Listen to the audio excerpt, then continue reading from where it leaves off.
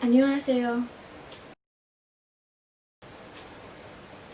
2차 유행 우려가 자제되지 않고 있는 가운데 코로나19 장기화 여파로 경영난을 겪는 중소병원이 늘고 있고 중증 환자 병상 부족 우려도 다시 불거지고 있다. Di tengah meningkatnya kekhawatiran tentang epidemi kedua, jumlah rumah sakit kecil dan menengah yang mengalami kesulitan manajemen karena pandemi COVID-19 yang berkepanjangan terus meningkat dan kembali menumbuhkan kekhawatiran akan kurangnya tempat tidur pasien. 코로나19의 지역 집단 감염이 발생한 1월 말부터 한시적으로 원격 의료가 허용된 이래 지난 5월 10일까지 3개월 가까이 모두 3,893개 의료기관에서 26만 2,121건 전화 진짜 상담 등 사실상 원격 진료가 이루어졌다. Sejak telemedis diizinkan dari akhir Februari ketika infeksi regional COVID-19 terjadi sampai 10 Mei, perawatan medis jarak jauh telah dilakukan di 3.853 lembaga medis dalam hampir 3 bulan, termasuk 262.121 konsultasi melalui telepon. 원격 의료 한시적 허용을 계기로 정부와 예당을 제도 추진을 본격화했다. Dengan izin sementara telemedis, pemerintah dan partai yang berkuasa telah memulai promosi sistem telemedis secara penuh. 원격 의료 추진은 현재 예당 더불어민주당이 이명박 박근혜 정부 시절인 18, 19대 국회는 물론 20대 국회에서도 강력한 반대를 해왔던 현안이다. Promosi yang dilakukan menjadi masalah karena partai yang berkuasa saat ini pernah menentang telemedis tidak hanya di Kongres ke-18 dan 19, tetapi juga di Kongres ke-20 selama masa pemerintahan Lee Myung-bak dan Park Geun-hye. 현재는 문재인 대통령이 코로나19를 계기로 비대면 의료 서비스 확대를 거론하면서 강력한 제도 시행 드라이브를 걸고 있다. Namun saat ini Presiden Moon Jae-in dipicu COVID-19 mengambil dorongan kuat untuk mengimplementasikan sistem tersebut sambil berbicara tentang perluasan layanan medis non-tatap muka.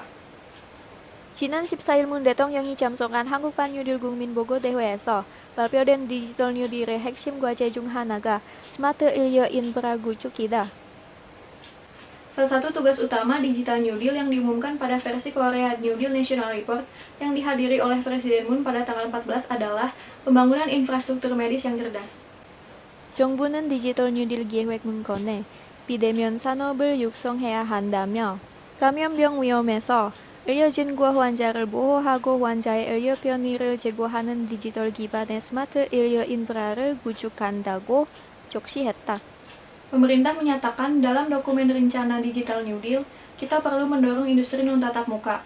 Kami akan membangun infrastruktur medis berbasis digital yang melindungi staf medis dan pasien dari risiko penyakit menular dan meningkatkan kenyamanan medis pasien.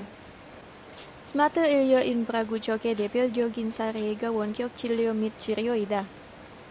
Layanan telemedis dan perawatan jarak jauh adalah contoh khas pembangunan infrastruktur medis yang cerdas. 문 대통령은 지난 5월 10일 취임 3주년 특별연설에서도 비대면 의료 서비스를 포스트 코로나 시대 개척을 위한 중점 육성 사업으로 꼽았다. Dalam pidato khusus peringatan 3 tahun pelantikan pada 10 Mei, Presiden Moon memilih layanan medis non-tatap muka sebagai proyek pembinaan utama untuk merintis era post-corona. 정세균 국무총리도 5월 14일 제3자 목표회의에서 비대면 진료 확대, 원격 모니터링 서비스 발굴 등 보건 의료 대책의 과감한 중심 이동이 필요하다면서 비대면 산업을 육성하는 등 방역 보건 시스템을 한 단계 도약시키는 계기로 삼아야 한다고 말했다. Perdana Menteri Jong Seo-kyun juga mengatakan pada pertemuan Kamis ketiga pada 14 Mei, penting untuk membuat perubahan drastis dalam tindakan perawatan kesehatan, seperti memperluas perawatan non-tatap muka dan menemukan layanan pemantauan jarak jauh. Hal ini juga harus digunakan sebagai peluang untuk memajukan sistem karantina dan kesehatan dengan mendorong industri non-tatap muka dan sebagainya.